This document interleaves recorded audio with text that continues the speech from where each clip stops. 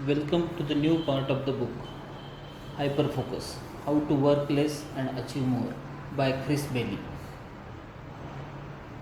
Chapter 2: The Limits of Your Attention. Without selective interest, experience is utter chaos. William James. Your focus determines your reality.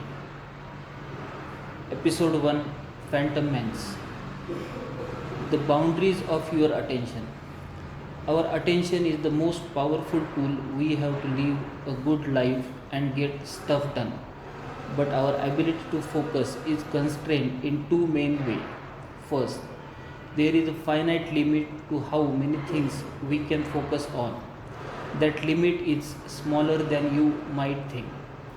If we could actually focus on more tasks simultaneously, we would be able to do far more in the moment. Memorizing someone's phone number while playing the piano, carrying on conversation with two people, and responding to an email on your phone. Realistically, we can at most do one or two of these things well at the same time. Our environment sends a steady stream of information to our brain every second. Think about the sight, sound, and other information coming at you in this moment, and you will realize there is nearly infinite number of items at which you could direct your focus.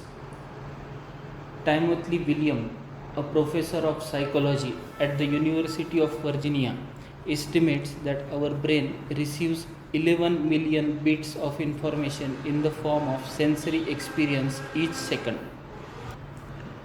But how many of these 11 million bits can our mind concisely process and focus on at once?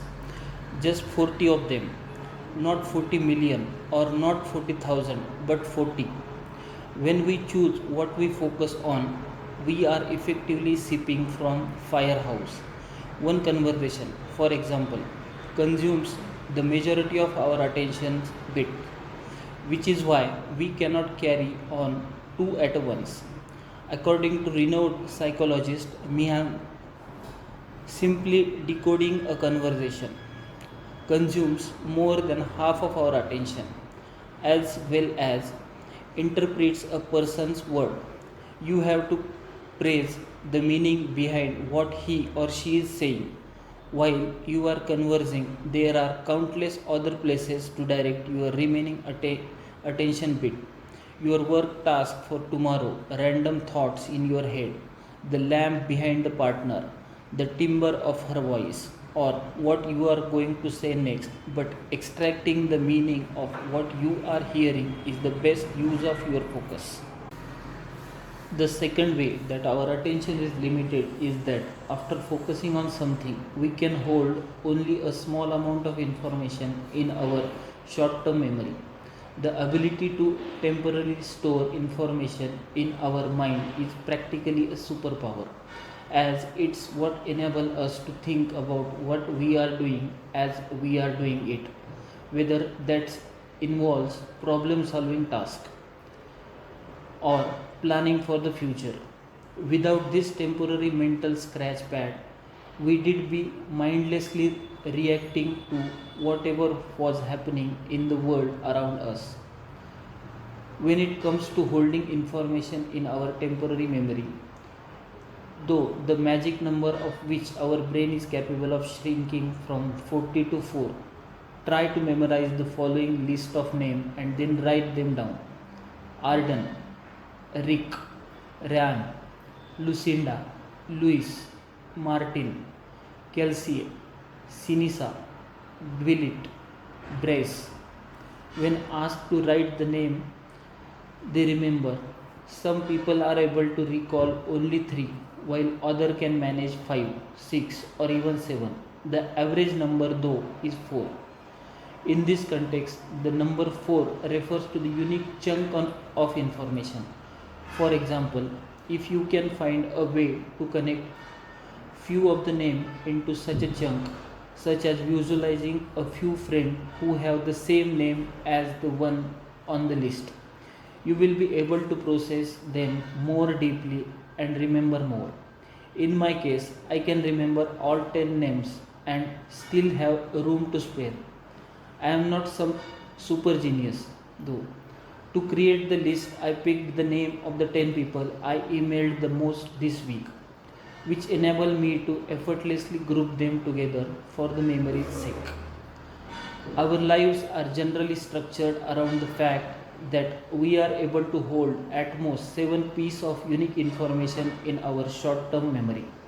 We need look no further than our world around you to see evidence of how we organize data into mentally orderly units. Starts with the number 2. There are countless examples in the pop culture that shows the power of the pair. We can easily hold two things in a memory at once. So it's no accident that combination of two are found everywhere. From dynamics duo like Batman and Robin to Bert and Ernie to Calvin and Hobbes. The number 3 also fits comfortably in our attention space. We award 3 Olympic medals and grow up with the stories like Goldlock and the 3 bears, the 3 blind mice, and the 3 little pigs. The list goes on. We divide this story into the 3 parts: the beginning, middle, and end, and have saying like good things come in threes, celebrities die in three, and the third time's the charm.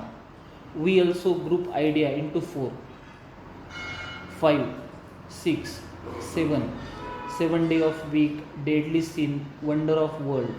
Even most phone number fits comfortably within this attentional limit. One set the 3 numbers followed by another 4 digit, making the full number easy to hold in your mind as you dial. You have to dig deep to find the common example of group larger than 7. Meet your attentional space. Attentional space is the term I use to describe the amount of mental capacity we have available to focus on and process things in the moment. Our attentional space is what we are aware of at any given time. It is the scratch pad or the clipboard in our brain that we use to temporarily store information as it's being processed. Attentional space allow us hold, manipulate and connect information simultaneously and on the fly.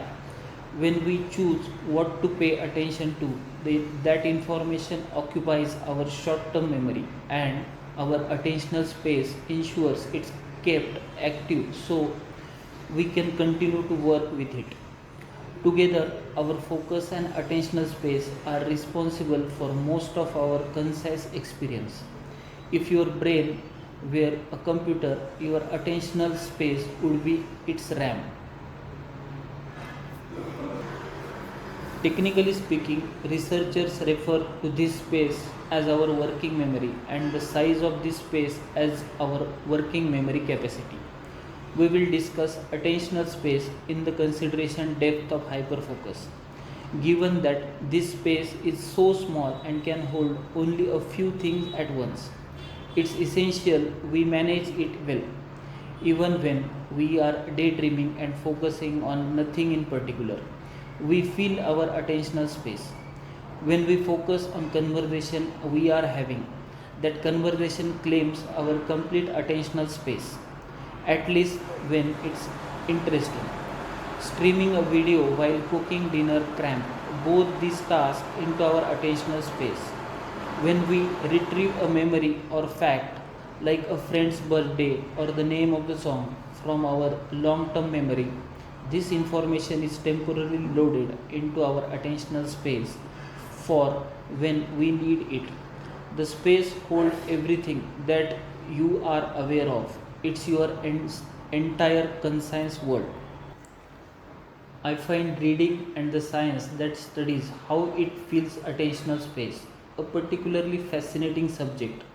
If you are truly paying attention to the word on this page, you have almost no attentional space remaining for other tasks, just as you don't have sufficient attentional space to both text and drive. You can't text while you read. Either of these two tasks alone require too much focus to fit comfortably in your attentional space. At best, you might be able to drink a cup of coffee while reading, but there is a chance it could get cold if you become too immersed in the text, or you might spill some on the book when you try and fail to do both. As you read, your brain is hard at work converting the raw bits of per- perceptual information into fact, stories, and lessons that you remember and internalize. After your eyes register a wave of light emanating from page, your mind generates word from them. These words temporarily fill your attentional space. You then begin connecting the word to form a syntactic unit and clause, the fundamental building block of sentence. Finally, using your attentional space as a scratch pad, your brain group of those combination of words together into the complete idea so you can extract their higher level of meaning. Sentence structure can influence this process and slow down or speed up how quickly you read. Much as the word doesn't combine many group of data into set greater than 7, every book is structured to accommodate a reader's restricted attentional space. Sentences have a limited length and are punctuated by commas, semicolons, and dashes. According to one study, the period at end of sentence is the point when our attentional space stops being loaded and what has been present in up to the moment must be in some way stored in the summarized form in the short-term memory. Your attentional is constant synced to what you are reading or doing. Here is an interesting example. You even blink in accordance with where your attention is desired. You normally blink 15 to 20 times a minute, but do so during natural break in your attention, such as at the end of sentence when reading, when someone you are speaking with pause, or at break point when watching a video. This blinking rhythm happens automatically. All you have to do is pay attention to what you are reading and your brain attentional space take care of the rest. Thank you.